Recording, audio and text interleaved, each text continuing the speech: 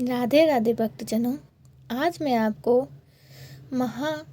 श्रीमद् भागवत महापुराण का प्रथम स्कंद का 14वां, 15वां, 16वां अध्याय सुनाऊंगी।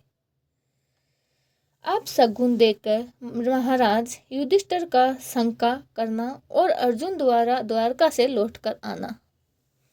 14वां अध्याय। सूर्य जी कहते हैं, सज्जनों से मिलने और पुण्य लोक भगवान श्री कृष्ण अब क्या कहना चाहते हैं, यह जानने के लिए अर्जुन द्वारका गए थे। कई महीने बीत जाने पर भी अर्जुन वहां से लौटकर नहीं आए। धर्मराज युधिष्ठिर को बड़ा भयंकर अब सुगुन दिखने लगे। उन्होंने देखा काल की गति बड़ी विकट हो गई है। जिस समय जो ऋतु होनी चाहिए उस समय वह नहीं होती है और उनकी क्रियाएं सभी उल्टी होती जा रही हैं। लोग बड़े क्रोधी, लोभी और असत्य परायण होते गए।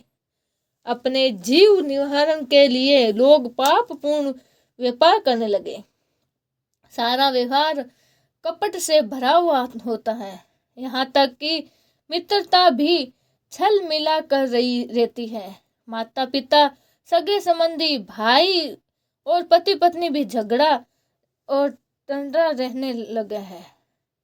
कली काल के अंत जाने लोगों का स्वभाव भी लोभ, दंभ आदि अधर्म से भयभीत होता जा रहा है। प्रकृति भी अत्यंत अशिष्ट, शुष्क, अपशगुनी होती जा रही है। यह सब देखकर युधिष्ठिर अपने छोटे भाई भीमसेन से कहा।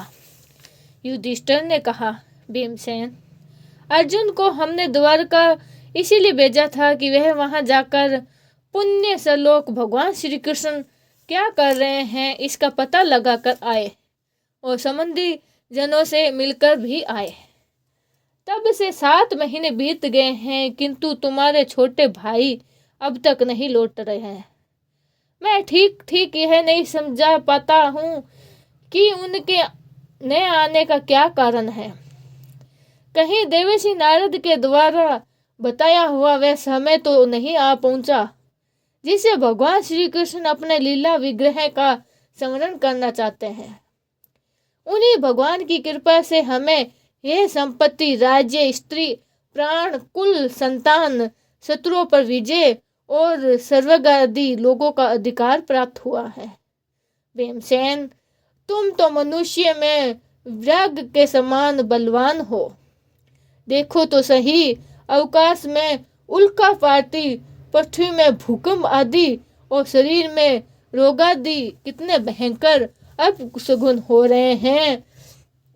इससे इस बात की सूचना मिलती है कि शीघ्र ही हमारी बुद्धि को मोह में डालने वाला कोई उत्पात होने वाला है।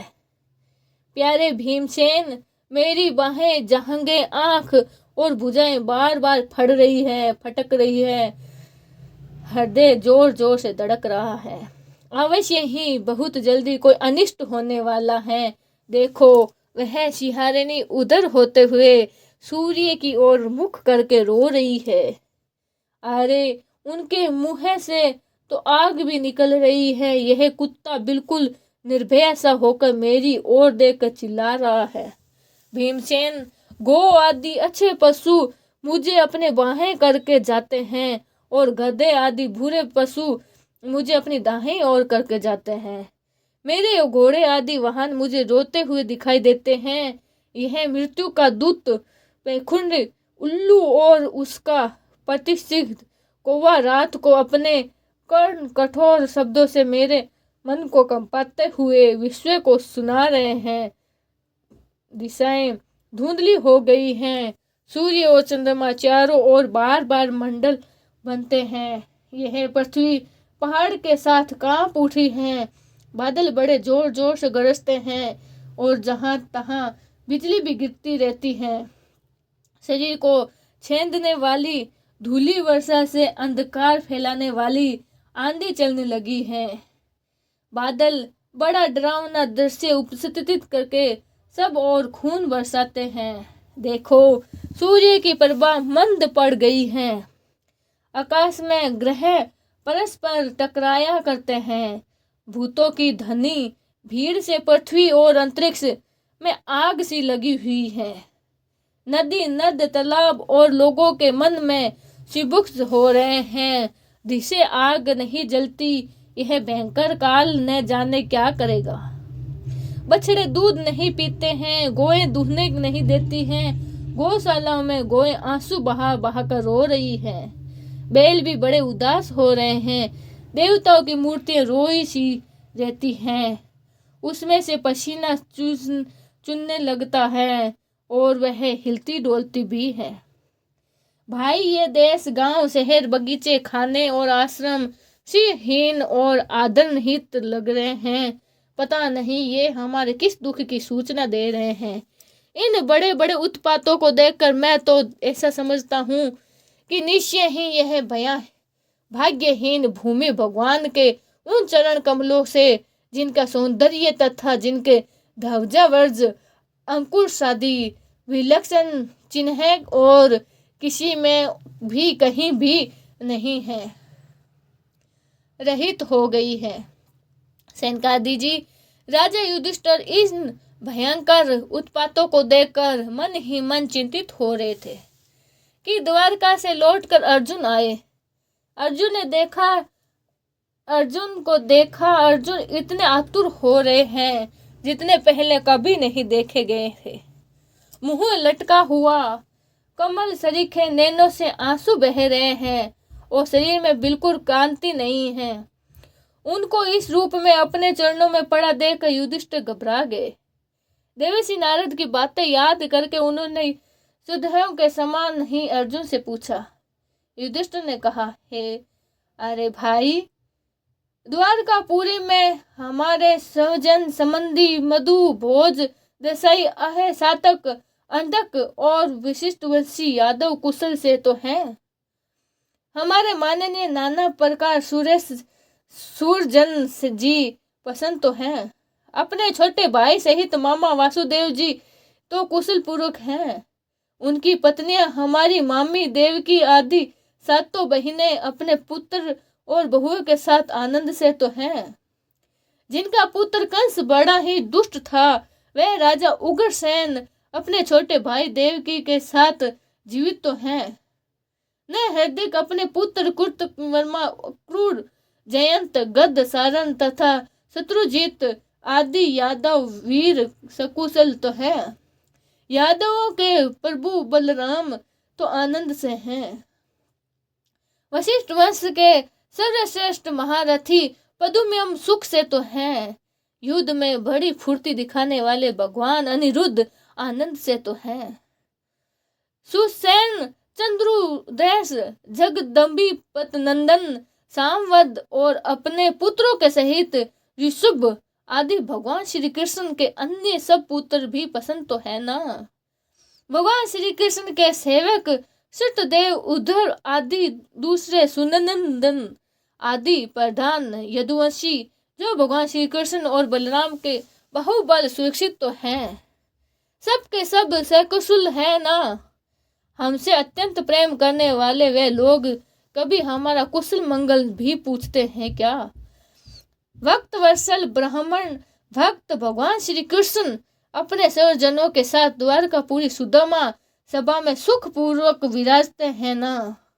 वे आदि पुरुष बलराम जी के साथ संसार के परम मंगल, परम कल्याण और उन्नति के लिए यदुवंशी रूप क्षीर सागर में विराजमान तो है ना। उन्हीं के बाहुबल से सुरक्षित द्वारकापुरी में यदुवंशी लोग सारे संसार के द्वारा सम्मानित होकर बड़े आनंद से विष्णु भगवान के पदों के समान विहार कर रहे हैं ना। सत्यभामा आदि 16,000 रानियां प्रधान रूप से उनके चरण कमलों में सेवा में ही निरत कर रहे हैं ना। उनके द्वारा युद्ध में इंद्रिया आदि देवता को भी हराकर इंद्राणी के भोग योग्य तथा उन्हीं की अहमिष्ट परिजातपति वस्तुओं का उपयोग पति करती है। यदुवंशी वीर श्री कृष्ण के बहुदंड के प्रभाव से सुरक्षित रहकर निर्भय रहते हैं और बलपूर्वक लाई हुई बड़े बड़े देवता के बैठने के योग्य सो धर्मा सभा को अपने चरणों में आक्रांत करते हैं। भाई अर्जुन, यह भी बताओ कि तुम स्वयं तो कुशल हो ना? मुझे तुम श्रीहीन से दिख रहे हो, वहां बहुत दिनों तक रहे हो, कहीं तुम्हारे सम्मान में तो कोई किसी प्रकार की कमी नहीं रही क्या? कमी हुई है क्या? किसी ने तुम्हारा अपमान तो नहीं कर दिया? कहीं किसी ने दुर्भाग्यपूर्वक अमंगलम शब्द आदि के द्वारा तुम्हारा चिंतन तो नहीं दुखाया है? अथवा किसी आशा से तुम्हारे पास आए हुए याचकों को उनकी मांगी हुई वस्तुएं अथवा अपनी ओर से कुछ न देने की प्रतिज्ञा करके तुम नहीं दे सके क्या? तुम सदा शरणागतों की रक्षा करते हुए आए हो, कहीं किसी भी ब्राह्मण, बालक, गो, बुढ़े, रोगी, अबला अथवा अन्य किसी प्राणी की जो तुम्हारी शरणागत में आया हो, तुमने त्याग तो नहीं कर दिया ना? कहीं तुमने अगम्या स्त्री से समागम तो नहीं किया ना? अथवा घमंड करने योग्य स्त्री के साथ असत्य पूर्वक समागम तो नहीं किया ना? कहीं मार्ग में अन्य छोटे अथवा बराबरी वालों से हारे तो नहीं ना? अथवा भोजन करने योग्य बालक और बूढ़ा को छोड़कर तुमने अकेले ही भोजन तो नहीं कर लिया ना? मेरा विश्वास है कि तुम ऐसा कोई भी निंदनीय काम नहीं करते हो जो तुम्हारी योग्य न हो न हो। अपने परम प्रियतम अभिनंदन हृदय परम सदन भगवान श्री कृष्ण तुम पर रहित हो गए हो। इसी से अपने को शून्य मान रहे हो, इसके सिवा दूसरा कोई कारण नहीं हो सकता जिससे तुमको इतनी मानसिक पीड़ा हो रही है। नारायण श्री भज नारायण नारायण। 15वां अध्याय शुरू करते हैं। कृष्ण विरह हर्षित पांडवों का परीक्षित को राज्य देकर स्वर्ग सिधारना। सूजी कहते हैं, भगवान श्री कृष्ण के प्यारे सखा अर्जुन एक तो पहले ही श्री कृष्ण के विरह से कृष हो रहे थे। उस पर राजा युधिष्ठिर ने उनकी विदासग्रस्त मुद्रा देकर उनके विषय में कई प्रकार की आशा की करते हुए प्रश्नों की झड़ी लगा दी।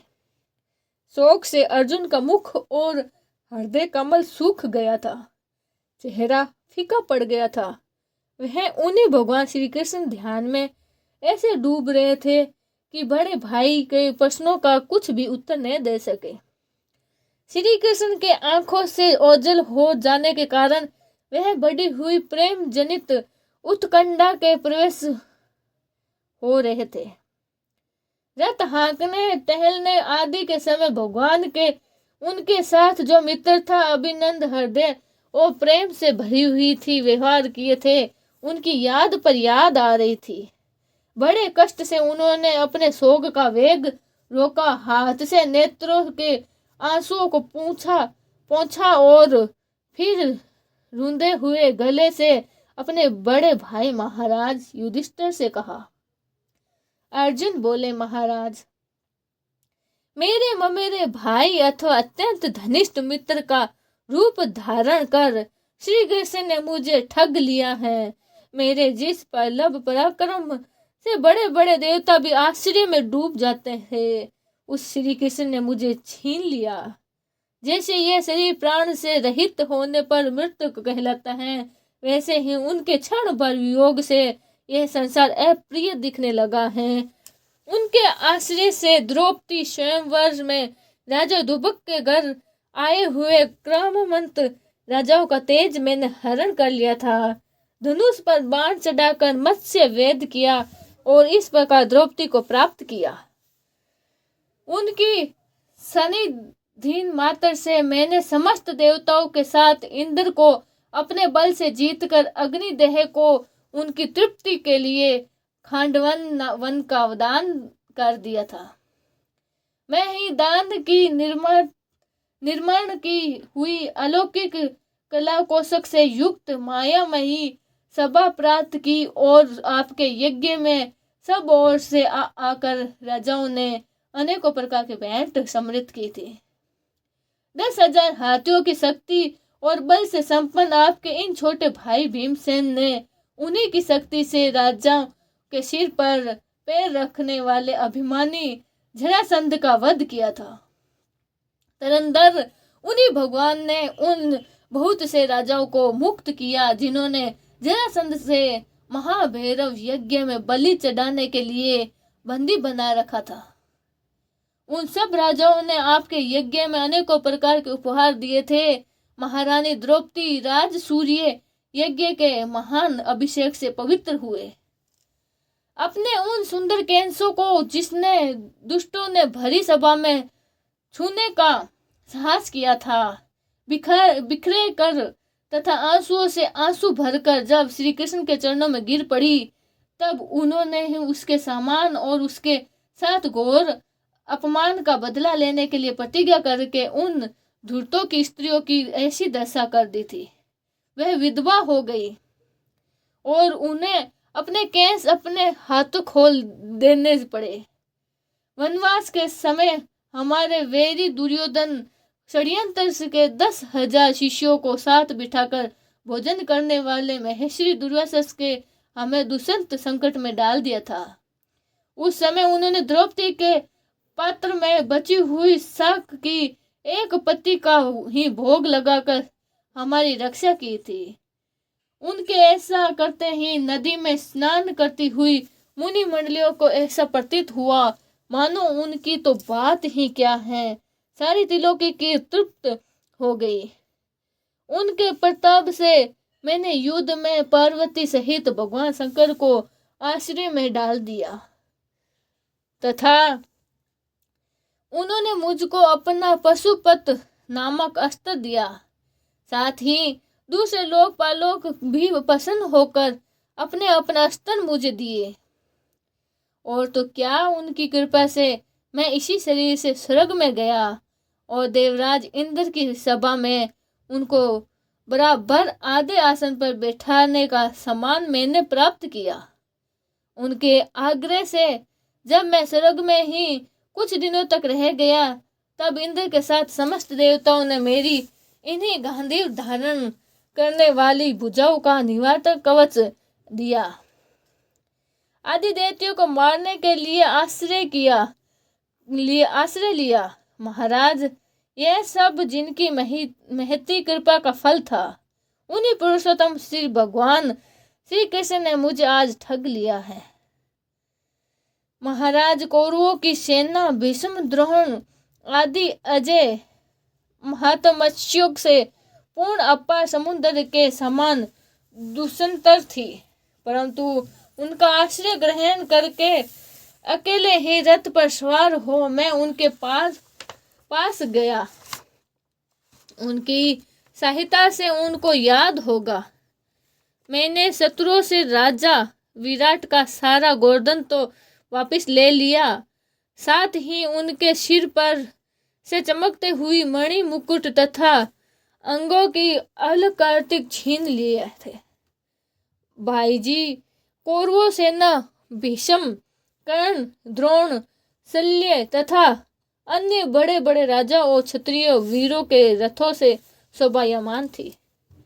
उनके सामने मेरे आगे आगे चलकर वे अपनी दृष्टि से ही उन महारथी युद्धपतियों की आयु, मन, उत्साह और बल छीन लिया करते थे। द्रोणाचार्य, भीम, कर्ण, भूरिश्रवा, सूर्यमा, शैलस्य, जयद्रथ और बलि की आदि वीरों के मुझ पर अपने कभी न चूकने वाले अस्त्र चलाए थे, परंतु हिरण्यकश्यप आदि दैत्यों के अस्त्र शस्त्र भगवत प्रहलाद स्पर्श नहीं करते थे, वैसे ही उनके शास्त्रों ने मुझे छुए तक नहीं। यह श्री कृष्ण भुज दंडों की छत्र छाया में रहने का ही प्रताप था। श्रेष्ठ पुरुष संसार से मुक्त होने के लिए जिनके चरण कमलों का सेवन करते हो, अपने आपात के दे डालने वाले उन भगवान को मुझे दुर्बदित ने सार्थिक बना डाला ओहो, जिससे समय मेरे घोड़े थक गए थे और मैं रथ उतर कर पृथ्वी पर खड़ा था, उस समय बड़े बड़े महारथी शत्रु भी मुझ पर प्रहार न कर सके, क्योंकि श्री कृष्ण के प्रभाव से उनकी बुद्धि मारी गई थी।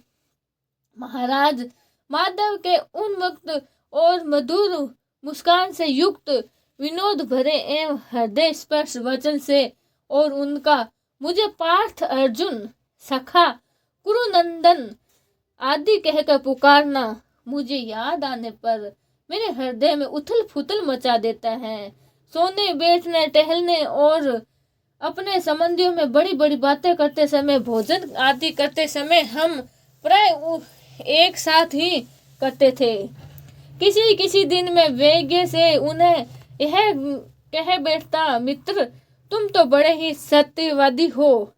उस समय भी वह महापुरुष अपनी महानुभावता के कारण जैसे मित्र अपने मित्र का और पुत्र अपने पुत्र का अपराध सह लेता है, उसी प्रकार मुझे दुर्बुद्धि के अपराधों का सह लिया करते थे।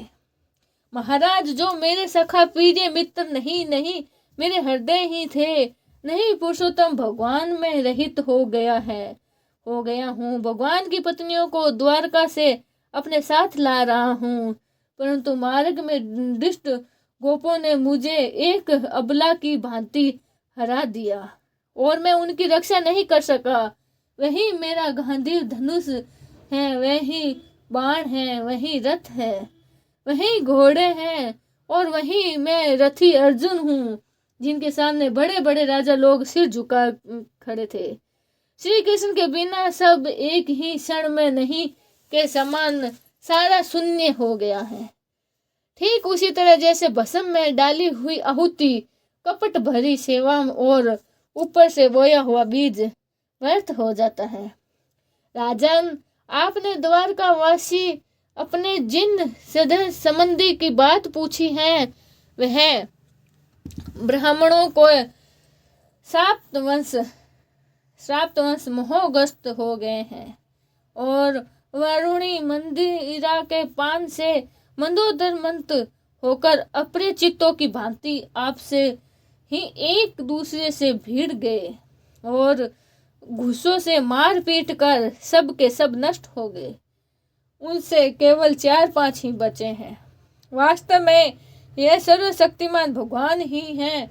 लीला के संसार के प्राणों परस्पर एक दूसरे का पालन पोषण भी करते हैं और एक दूसरे को मार भी डाला। राजन, जिस प्रकार जलचरों में बड़े जंतु छोटों को बलवान दुर्लभ को एवं बड़े और बलवान भी परस्पर एक दूसरे को खा जाते हैं, उसी प्रकार अतिशय बलि और बड़े यदुवंशियों के द्वारा भगवान ने दूसरे राजाओं का संहार कराया। तत्पश्चात यदुवंशियों के द्वारा एक से दूसरे यदुवंशी का नाश कराकर पूर्ण रूप से पृथ्वी का भार उद्धार किया। भगवान श्री कृष्ण ने मुझे जो शिक्षा दी थी, वह देश काल और प्रयोजन के अनुरूप तथा हृदय के तपों को शांत करने वाली थी।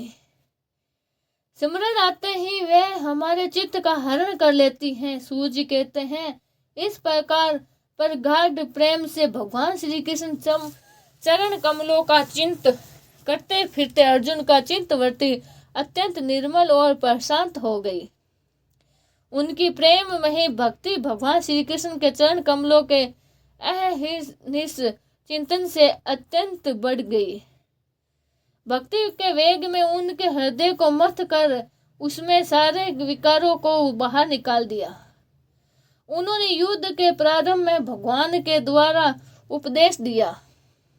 गीता ज्ञान पुनः स्मरण हो आया, जिनकी काल के वृद्धाधान और कर्मों के विस्तार के कारण पादम वंश कुछ दिनों के लिए विभुत हो गया। ब्रह्मा ज्ञान की प्राप्ति से माया का आवरण भंग होकर गुणातीत अवस्था प्राप्त हो गई। दैत्यतर शयन निवृत्त हो गया, सूक्ष्म शरीर भंग हुआ, वे शोक एवं जन्म मृत्यु के चक्कर से सर्वथा मुक्त हो गए। भगवान के स्वधाम गमन और यदुवंश के संहार का व्यथा सुनाकर निस्मति युधिष्ठिर ने स्वर्गारोहण का निश्चय किया। कुंती ने भी अर्जुन के मुख से यदुवंशियों के नाश और भगवान के स्वर्ग धाम गमन की बात सुनकर अनन्य भक्ति से अपने हृदय को भगवान श्री कृष्ण में लगा दिया और सदा के लिए इस जन्म मृत्यु रूप संसार से अपना मुंह मोड़ लिया। भगवान श्री कृष्ण ने लोक दृष्टि से जिस यादव शरीर से पृथ्वी का भार उतारा था उसका वैसे ही परित्याग कर दिया जैसे कोई कांटे से कांटा निकलकर फिर दोनों को फेंक दे। भगवान की दृष्टि में दोनों ही समान थे। जैसे वे नट के समान मत्स्य आदि रूप धारण करते हैं और फिर उनका त्याग कर देते हैं, वैसे ही उन्होंने जिस यदुवंशी शरीर से पृथ्वी का भार दूर किया था उसे त्याग भी दिया। जिनकी मधुर लीला शरण करने योग्य है उन भगवान श्री कृष्ण ने जब मनुष्य से शरीर से इस पृथ्वी का परित्याग कर दिया उसी दिन विचारहीन लोगों को अधर्म में फंसाने वाला कलयुग आदम का। महाराज युधिष्ठिर से कलयुग का फैलना छिपा न रहा। उन्होंने देखा देश में, नगर में, घरों में, प्राणियों में लोभ, असत्य, छल, हिंसा और धर्मों की बढ़ती हो रही है। तब उन्होंने महाप्रस्थान का निश्चय किया और उन्हें अपने विनय पौत्र परीक्षित को गुणों में उन्हीं के समान थे। समुद्र में घिरी हुई पृथ्वी के सम्राट पद पर हस्तिनापुर में अभिषेक किया। उन्होंने मथुरा में सूरसेन नादपति के रूप में अनिरुद्ध पुत्र वज्र का अभिषेक किया और इसके बाद समस्त युधिष्ठिर ने प्रजापत यज्ञ करके आहवनीय आदि अग्नियों को अपने में लीन कर लिया, अर्थात गृह आश्रम के धर्म से मुक्त होकर उन्होंने संन्यास ग्रहण किया। युधिष्ठिर ने अपने सब वस्त्र भूषण आदि वहीं छोड़ दिए एवं ममता और अहंकार से रहित होकर समस्त बंधन काट डाले। उन्होंने दृढ़ भावना से वाणी को मन को प्राण में प्राणों को अपना में और अपनों को उनकी क्रिया के साथ मृत्यु में तथा मृत्यु को पंचभूति में शरीर में लीन कर दिया। इस प्रकार शरीर को मृत रूप से अनुभव करके उन्होंने उसे त्रिगुण में मिला दिया। त्रिगुण को मूल प्रकृति में सर्व कारण रूप का प्रकृति को आत्मा से और आत्मा को अविनाशी ब्रह्मा में विलीन कर दिया। उन्हें यह अनुभव होने लगा कि यह संपूर्ण दृश्य पंचल ब्रह्मा स्वरूप है। इसके पश्चात उन्होंने शरीर पर चीर वस्त्र धारण कर लिया, अन्न जल त्याग कर दिया, मौन लेकर लिया और केस खोलकर बिखेर लिए। वे अपने रूप को ऐसा दिखाने लगे जैसे कोई जड़, उन्मत्त या पिशाच हो। फिर वे बिना किसी की बाट देखे तथा बहरे की तरह बिना किसी से बात किए सुने घर से निकल पड़े। हृदय से उसे परम ब्रह्मा का ध्यान करते हुए जिनको प्राप्त करके फिर लौटना नहीं होता है, उन्होंने उत्तर दिशा की यात्रा की जिस ओर पहले बड़े बड़े महात्मा जा चुके थे।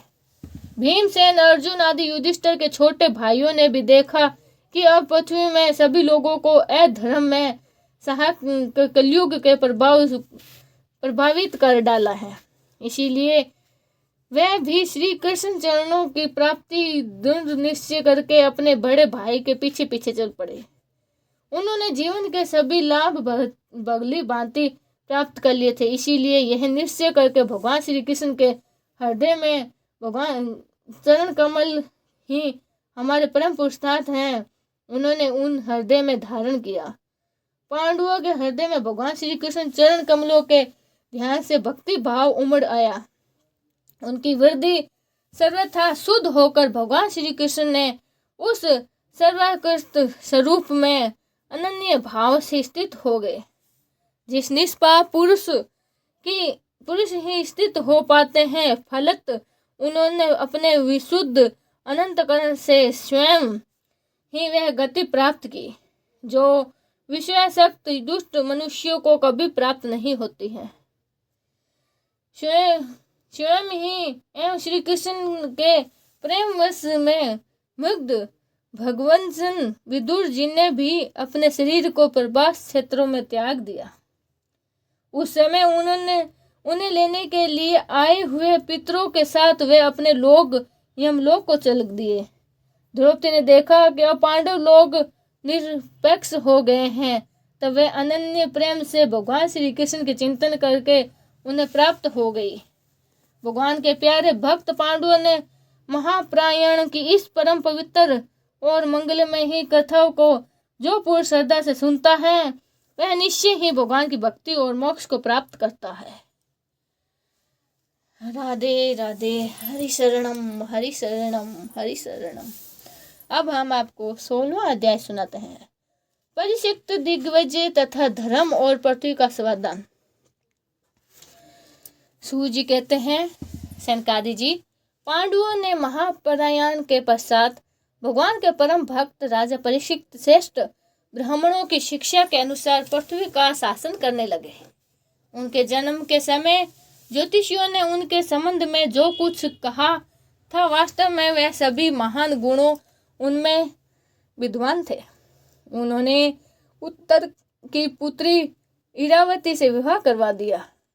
उसी से उन्होंने जन्मे हैं आदि 4 पुत्र उत्पन्न किए तथा कृपाचार्य आचार्य बनाकर उन्होंने गंगा के तट पर 3 अश्वमेध यज्ञ किए, जिसमें ब्राह्मणों को पुष्कल दक्षिणा दी। उन यज्ञों में देवताओं ने प्रत्यक्ष रूप से प्रकट होकर अपना भाग ग्रहण किया। एक बार दिग्विजय करते समय उन्होंने देखा कि शुद्ध रूप में कलियुग राजा का वेश धारण करके एक गाय और बैल के जोड़े को ठोक रहा है, मार रहा है। तब उन्होंने उसे बलपूर्वक पकड़कर दंड दिया। सनकादि जी ने पूछा, महाभाग्यवान सूजी, दिग्विजय के समय महाराज परीक्षित ने कलयुग को दंड देकर ही क्यों छोड़ दिया, मार क्यों नहीं डाला? क्योंकि राजा का वेश धारण करने पर भी वे था तो वह अधर्मी शुद्ध ही जिससे गाय की लात मारा। यदि यह प्रसंग भगवान श्री कृष्ण लीला से अथवा उनके चरण कमलों के मकसद सदा का पान करने वाला रसिक है, महाबनु है, संबंध रखता है, तो अवश्य कहिए। दूर से व्यर्थ की बातों से क्या लाभ, उनमें तो आयु व्यर्थ ही नष्ट होती है। प्यारे सूजी, जो लोग चाहते हैं कि मोक्ष परंतु अल्पायु होने के कारण मृत्युग्रस्त हो रहे, उनके कल्याण के लिए भगवान यम का आह्वान करने के उन्होंने यह शांति कर्म से नियुक्त कर लिया। जब तक यमराज यहाँ इस कर्म में नियुक्त है, तब तक किसी की मृत्यु नहीं हो सकती। मृत्यु से ग्रस्त मनुष्य लोगों के जीव भी भगवान की असुदर तुल्य लीला कथा का पान कर सकते हैं। इसीलिए महेश्वरी भगवान यम को बुला लाया है। एक तो थोड़ी आयु और दूसरा कम समझ। ऐसी अवस्था में संसार के मंद भाग्य विषय पुरुष को आयु व्यर्थ ही बीती जा रही है, नींद में रात और व्यर्थ के कामों में दिन। सूर्य जी ने कहा, जिस राजा परीक्षित कुरुजागल देश में सम्राट के रूप में निवास कर रहे थे, उस समय उन्होंने सुना कि मेरी सेना द्वारा सुरक्षित साम्राज्य में कलयुग का प्रवेश हो गया है। इस समाचार से उन्होंने दुख तो अवश्य हुआ, परंतु यह सोचकर कि युद्ध करने का अवसर हाथ लगा, वह उतना ही दुखी नहीं हुए। इसके बाद युद्धवीर परीक्षित ने धनुष हाथ में लिया। वह श्याम वर्ण के घोड़े से जुते हुए वे सिंह की ध्वजा वाले सुयोजित रथ पर सवार होकर दिग्विजय करने के लिए नगर से बाहर निकल पड़े। उस समय रथ, हाथी, घोड़े और पैदल सेना उनके साथ चल पड़ी। उन्होंने भद्राशय, कैतुमाल, भारत, उत्तरकुल और कुंभ पुरुष आदि सभी वर्षों को जीत कर वहां से राजाओं से भेंट ली। उन्होंने उन देशों में सर्वत्र अपने पूर्वज महात्माओं का सुयश सुनने को मिला। उस यशोगान में पद पद पर भगवान श्री कृष्ण की महिमा प्रकट होती थी। इसके साथ ही उन्हें यह भी सुनने को मिलता था कि भगवान श्री कृष्ण अश्वत्थामा के ब्रह्मास्त्र की ज्वाला से किस प्रकार उनकी रक्षा की थी। यदुवंशी और पांडवों से परम दोस्त कितना प्रेम था तथा पांडवों की भक्ति श्री कृष्ण में कितनी भक्ति थी। जो लोग उन्हें ये चरित्र सुनाते उन पर महामान राजा परीक्षित बहुत प्रसन्न होते थे। उनके नेत्र प्रेम से खिल उठते थे। वह बड़ी ही उदारता से उन्हें बहुमूल्य वस्त्र और मणियों के उपहार रूप में देते थे। वे सुनते ही भगवान श्री कृष्ण प्रेम परवश होकर पांडवों के सारथी का काम किया, उनके सभासद बने, यहाँ तक कि उनके मन के अनुसार काम करके उनकी सेवा भी की। उनके सखा तो थे ही, दूत भी बन गए। वे रात को शास्त्र ग्रहण करके वीरासने बैठ जाते थे और शिविर का पहरा देते थे। उनके पीछे पीछे चलते, स्तुति करते तथा प्रणाम करते थे। इतना ही नहीं, अपने प्रेमी पांडवों के चरणों के उन्होंने सारे जगत को झुका दिया। तब परीक्षित की भक्ति भगवान श्री कृष्ण के चरण कमलों में और भी बढ़ गई। उन्हीं दिनों में शिविर थोड़ी ही दूर था। एक आश्चर्यजनक घटना घटी। वह मैं सुनाता हूँ। धर्म बैल का रूप धारण करके एक पेड़ पर घूम रहा था। एक स्थान पर उसी गाय के रूप में पृथ्वी मिली। पुत्र की मृत्यु से दुखिनी माता के समान उनके नेत्रों से आंसू के झरने झर रहे थे। उनका शरीर श्रीहीन हो गया। धर्म पृथ्वी से पूछने लगा। धर्म ने कहा, कल्याणकारी कुशल से तो हो ना? तुम्हारा मुख कुछ मलिन हो रहा है, तुम श्रीहीन हो रही हो।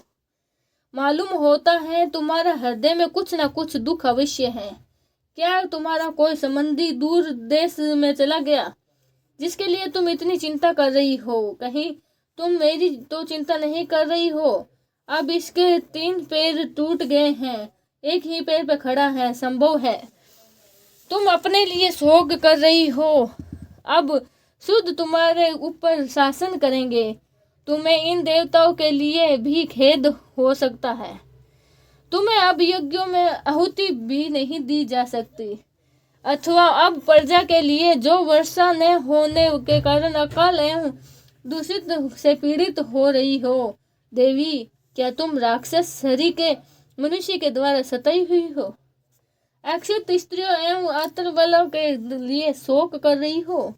संभव है विद्या अब कूर्मिता ब्राह्मणों के चुगली में पड़ गई है और ब्राह्मण विद्रोही राजाओं की सेवा करने लगी हो, और इसी तुम्हें दुख हो रहा है। आज के नाम मात्र राजा को 16 आने कलयुगी हो गए हैं। उन्हें बड़े बड़े देशों को भी उड़ा डाला है। क्या तुम उन राजाओं का या देश के लिए शोक कर रही हो? राजा की जनता खान पान, वस्त्र, स्नान आदि और स्त्री सिंहासन आदि शास्त्रों का नियमों का पालन करके शौचाचार कर रही हो। क्या इसके लिए तुम भी दुखी हो?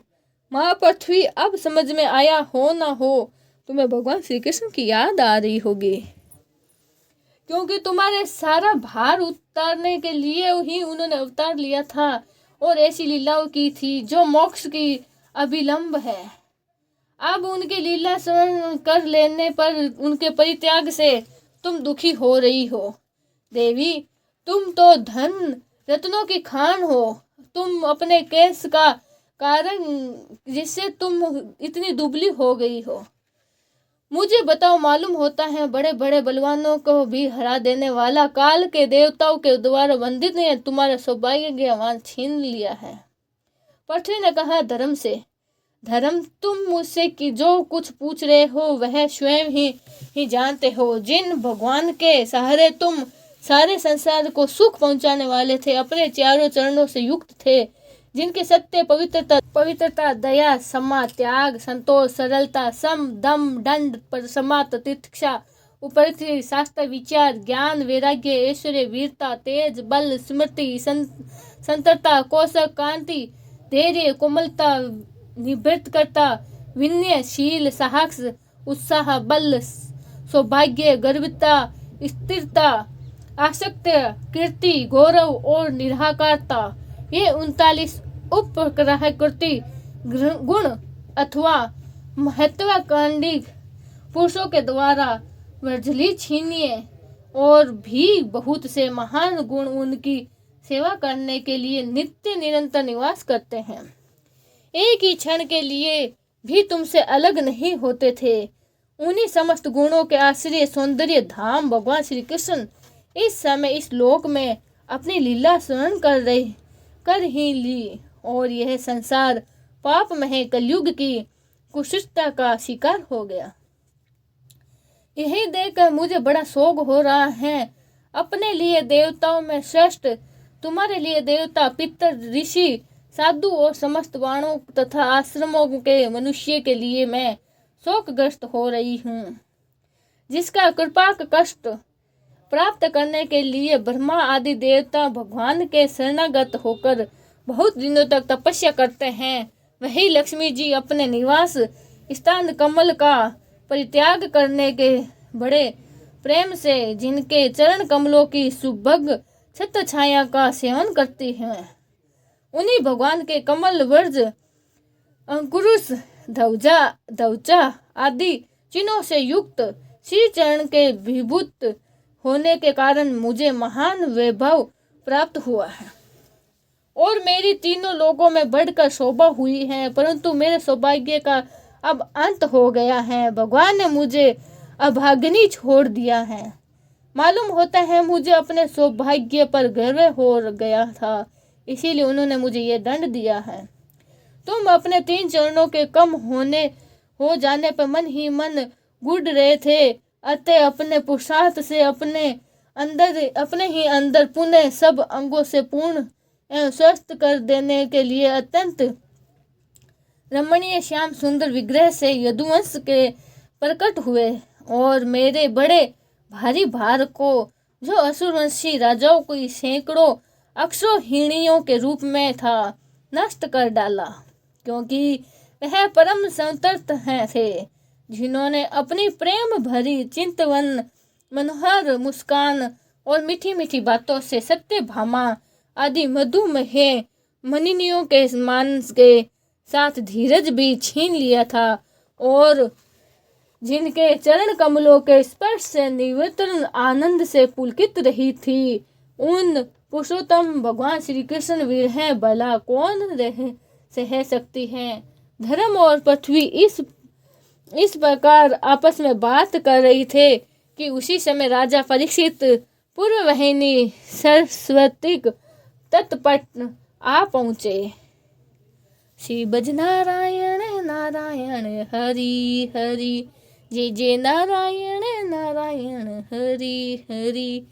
भक्तजनों, 16वां अध्याय यहीं समाप्त होता है। कल हम आपको 17वां अध्याय, 18वां अध्याय और 19वां अध्याय सुनाएंगे। उसके बाद दूसरा स्कंद में हम आ जाएंगे।